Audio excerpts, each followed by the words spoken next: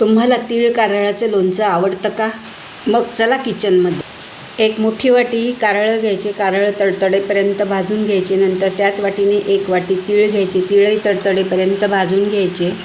1 tablespoon मिरे घ्यायचे. 1 tablespoon लवंगा घ्यायच्या. 3 टेबलस्पून बडीशोप घ्यायची. हे सगळं मिक्सरमध्ये पावडर करून घ्यायची. तीळ कारळं थंड झालेले आहेत. सर्वात पहिले कारळाची पावडर करून घेऊ. नंतर तिळाची पावडर करून घेऊ. पोहे खाण्याच्या चमच्याने 3 चमचे हळद टाकायची. अर्धा पाव मीठ टाकायचं आणि मिक्स करून घ्यायचं. यामध्ये आता 50 पाकळ्या लसूण टाकायचं आणि चांगलं मिक्स करायचं.